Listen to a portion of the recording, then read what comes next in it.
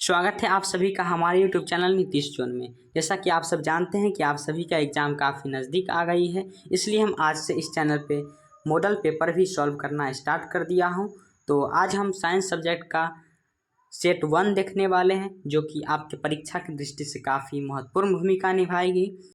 चलिए आज हम चलते हैं पहले प्रश्न की ओर। पहला प्रश्न कहता है, पवन विद्युत जनित्र में पवन की चाल कम से कम होनी चाहिए, तो वह कितनी होनी चाहिए? 15 किलोमीटर प्रति घंटा होनी चाहिए। ए ऑप्शन इसका करेक्ट हो जाएगा। अब हम चलते हैं दूसरे प्रश्न की ओर। दूसरा प्रश्न कहता है, प्रकृति में पृथ्वी पर ऊर्जा का मुख्य स्रोत है, तो वह क्या है? सूर्य है। क्या है? सूर्य। बी ऑप्शन इसका राइट हो जाएगा। अब हम चलते हैं अगले प्रश्न की ओर।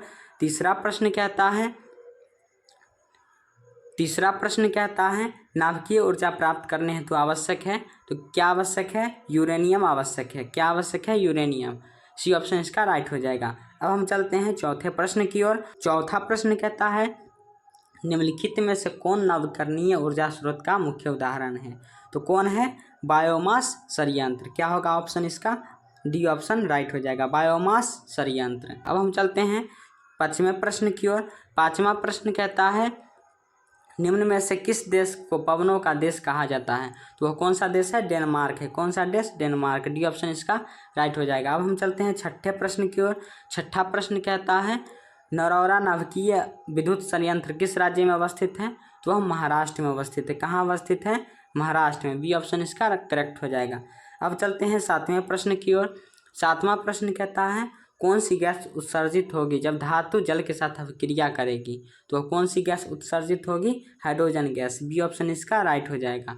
अब चलते हैं अगले प्रश्न की ओर। आठवां प्रश्न कहता है, श्वसन किस प्रकार की अभिक्रिया है? तो श्वसन जो है उपचयन अभिक्रिया है। कौन सी अभिक्रिया है? उपचयन अभिक्रिया। सी ऑप्शन इसका राइट हो जाएगा।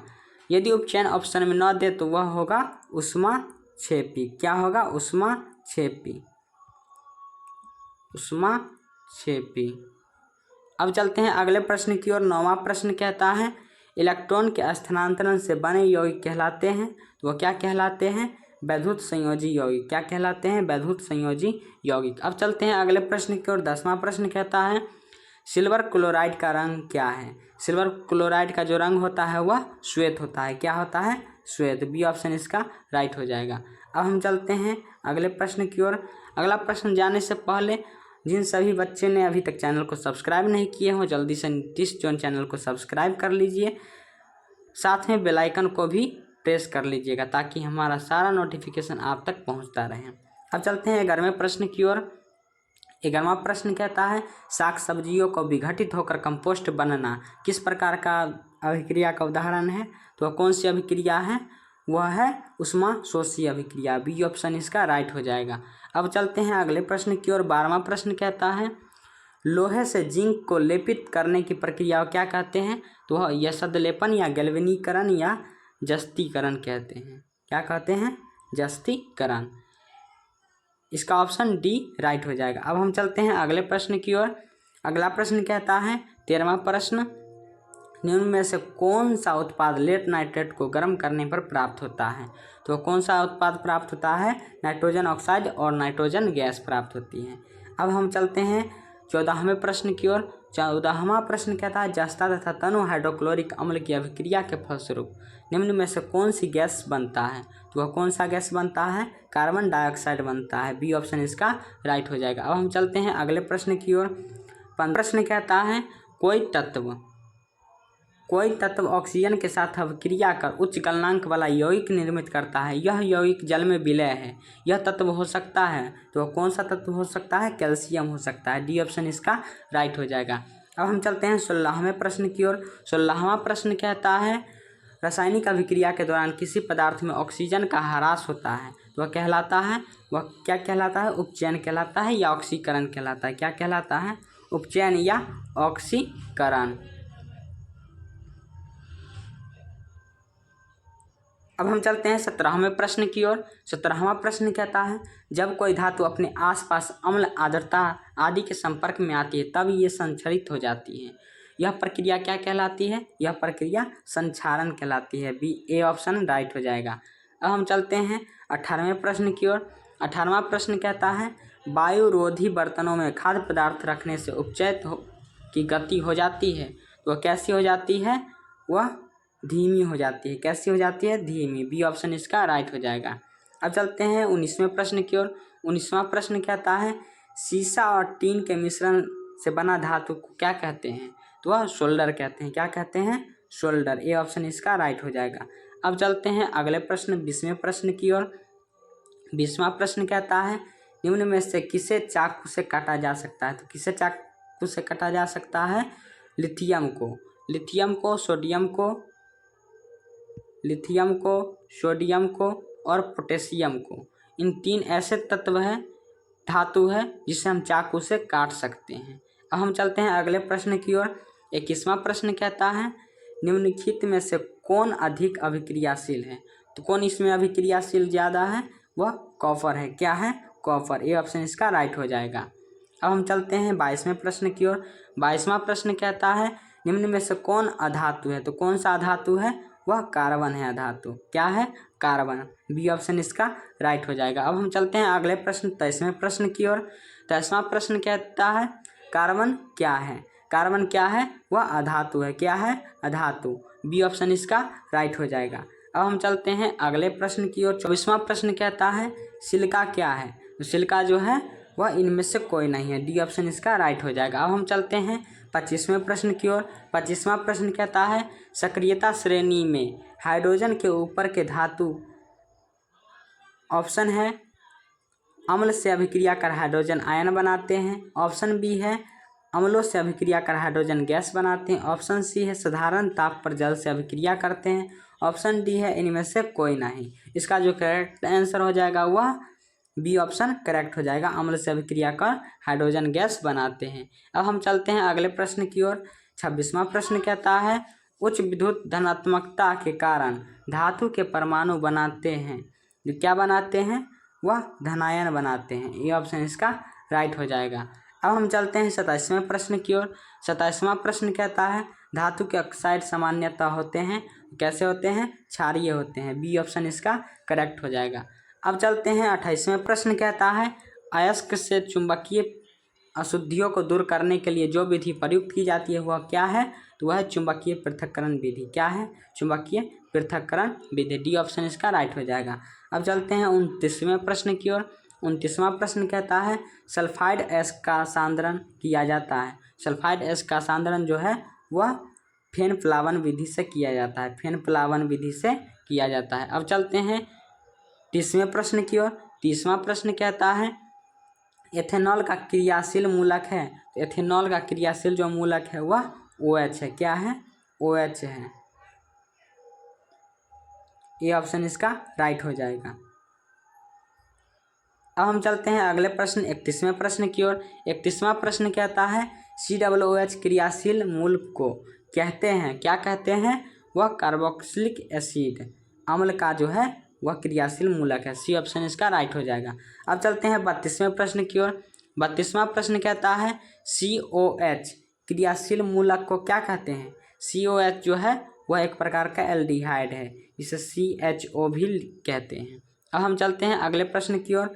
33वां प्रश्न कहता है बेंजीन का अणुसूत्र होता है। तो बेंजीन का जो अणुसूत्र होता है वह C6H6 होता है। ऑप्शन सी इसका करेक्ट हो जाएगा। अब हम चलते हैं अगले प्रश्न की ओर। 34वां प्रश्न कहता है सबसे कठोरतम तत्व कौन है? सबसे कठोरतम तत्व जो है वह हीरा है। बी ऑप्शन इसका राइट हो जाएगा। अब हम चलते हैं 35वें प्रश्न की ओर। 35वां प्रश्न कहता है हाइड्रोकार्बन कौन है? हाइड्रोकार्बन वो होते हैं जो हाइड्रोजन और कार्बन से मिलकर बने होते हैं। तो हाइड्रोजन कार्बन से मिलकर ये नहीं बना है, ये बना हुआ है, ये भी नहीं बना है, ये भी नहीं बना है। इसका आंसर बी करेक्ट हो जाएगा। अब हम चलते हैं अगले प्रश्न की ओर। 36वां प्रश्न कहता है मीथेन मुख्य अवयव होता है। मीथेन किसका मुख्य अवयव होता है? तो वह होता है जैव गैस का। किसका होता है? बायोगैस या जैव गैस। डी ऑप्शन इसका राइट हो जाएगा। अब हम चलते हैं 37वें प्रश्न की ओर। 37वां प्रश्न कहता है मेंडलीफ ने अपनी आवर्त सारणी तैयार करने के लिए कौन सा मापदंड अपनाया था? तो कौन सा मापदंड अपनाया था? परमाणु द्रव्यमान। सी ऑप्शन इसका राइट हो जाएगा। अब हम चलते हैं अगले प्रश्न 38वें प्रश्न की ओर। 38वां प्रश्न कहता है आवर्त सारणी के किस ओर अधातुएं स्थित होती है? तो किस ओर स्थित होती है? बाईं ओर स्थित होती है। किस ओर? बाईं ओर। बी ऑप्शन इसका राइट हो जाएगा। अब हम चलते हैं अगले प्रश्न 39वें प्रश्न की ओर। 39वां प्रश्न कहता है आधुनिक आवर्त सारणी में तत्वों के वर्गीकरण का मुख्य आधार माना गया था। किसे माना गया था? वह परमाणु संख्या को माना गया था। ए ऑप्शन इसका राइट हो जाएगा।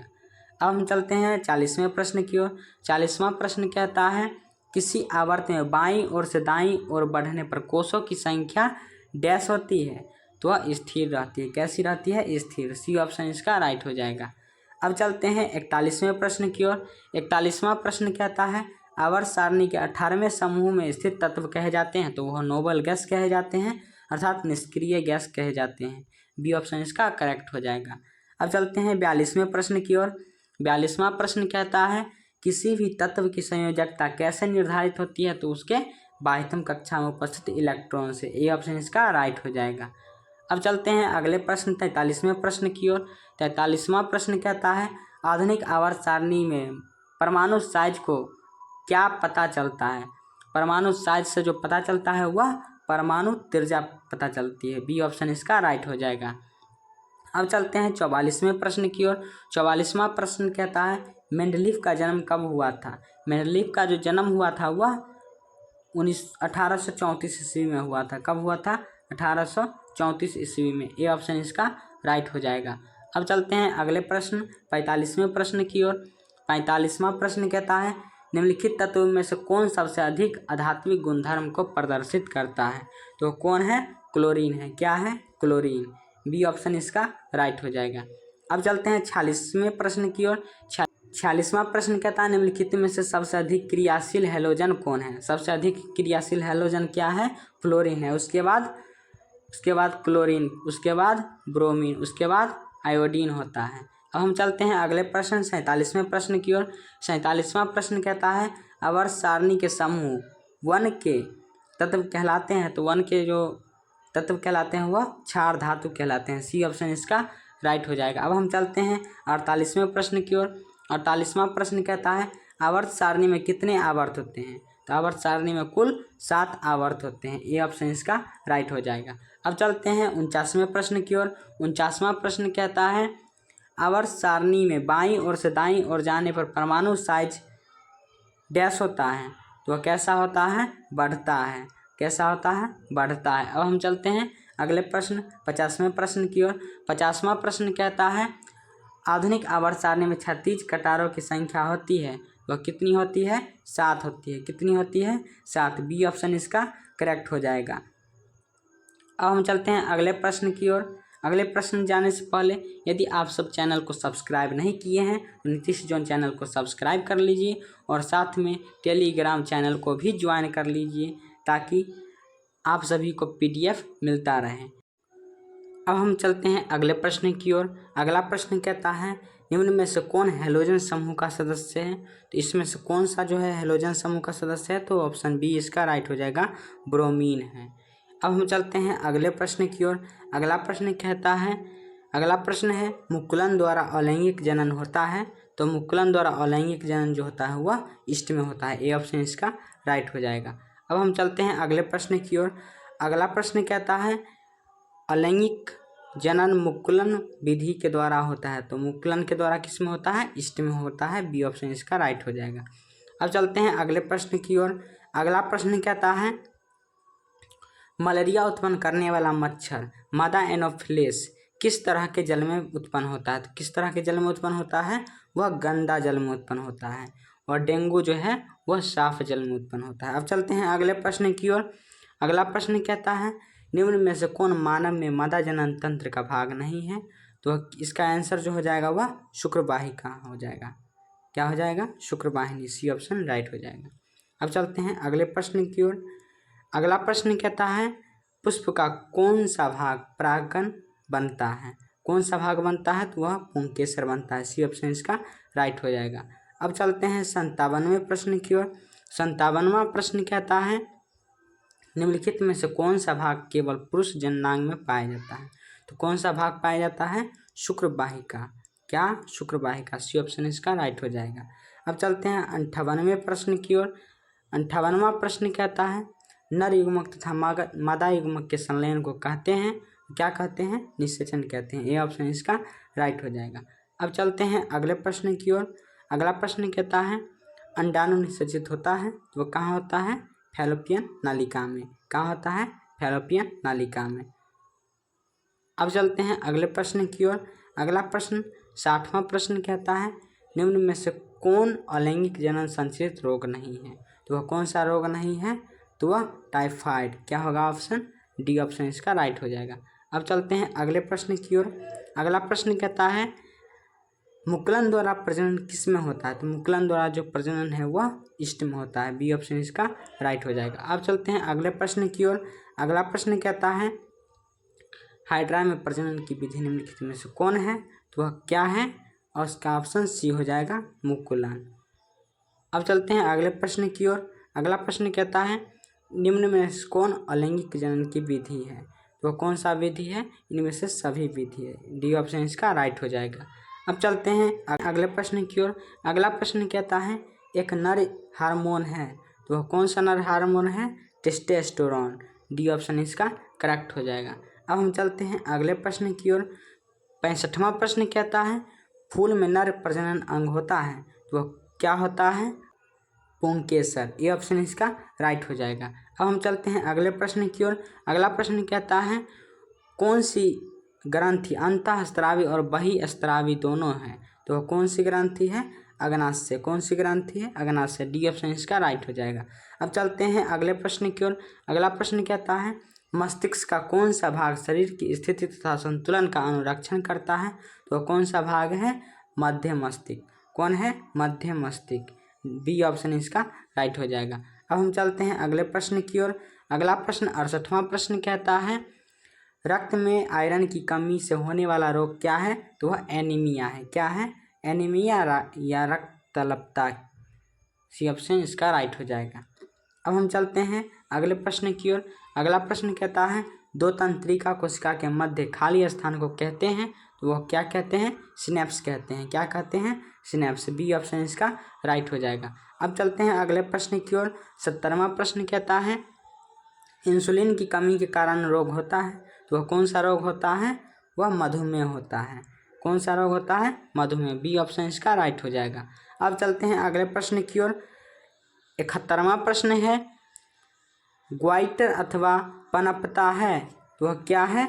आयोडीन की कमी से होती है। क्या होती है? आयोडीन की कमी से। बी ऑप्शन इसका राइट हो जाएगा। अब हम चलते हैं अगले प्रश्न की ओर। अगला प्रश्न कहता है कवक में पोषण की कौन सी विधि पाई जाती है? तो वह कौन सी विधि पाई जाती है? मृतजीवी। कौन सी?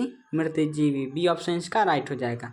अब चलते हैं 73वें प्रश्न की ओर। 73वां प्रश्न कहता है क्लोरोफिल वर्णक का रंग होता है। कैसा होता है? हरा होता है। कैसा होता है?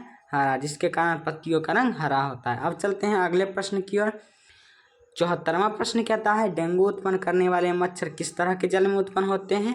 तो वह पहले ही बतलाया साफ जल में उत्पन्न होते हैं। कैसे जल में? साफ जल में। बी ऑप्शन इसका राइट हो जाएगा।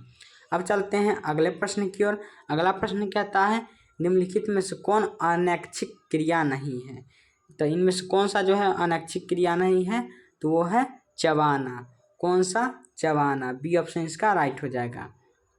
अब चलते हैं अगले प्रश्न की ओर। अगला प्रश्न कहता है निम्न में से कौन अपघटक है? तो कौन है अपघटक? तो इसका आंसर जो हो जाएगा वह बैक्टीरिया हो जाएगा जो कि अपघटक का कार्य करता है। सी ऑप्शन इसका राइट हो जाएगा। अब चलते हैं अगले प्रश्न की ओर। अगला प्रश्न क्या? क्लोरोफिल अणुओं को क्या कहते हैं? क्लोरोफिल अणुओं को क्या कहते हैं? प्रकाश संश्लेषी इकाई। क्या कहते हैं? प्रकाश संश्लेषी इकाई। अब चलते हैं अगले प्रश्न की ओर। अगला प्रश्न कहता है ट्रिप्सिन नामक एंजाइम पाया जाता है तो वह कहाँ पाया जाता है? अग्नाशय रस में पाया जाता है। कहाँ पाया जाता है? अग्नाशय रस में। अब चलते हैं अगले प्रश्न की ओर। अगला प्रश्न कहता है स्वपोषी पोषण के लिए आवश्यक है। तो स्वपोषी पोषण के लिए क्या आवश्यक है? इनमें से सभी। इसका ऑप्शन डी राइट हो जाएगा। अब चलते हैं अगले प्रश्न की ओर। लास्ट प्रश्न है आज का। पेप्सिन नामक एंजाइम भोजन के प्रोटीन को बदलता है तो किस में बदलता है? पेप्टोन में बदलता है। किस में? पेप्टोन में। ये ऑप्शन इसका करेक्ट हो जाएगा। आप सभी यदि चैनल को अभी तक सब्सक्राइब नहीं किए हैं तो चैनल को जल्दी से सब्सक्राइब कर लीजिए और PDF नोट्स के लिए टेलीग्राम को भी ज्वाइन कर लीजिए। इसका लिंक मैं डिस्क्रिप्शन बॉक्स में दे दूंगा। धन्यवाद।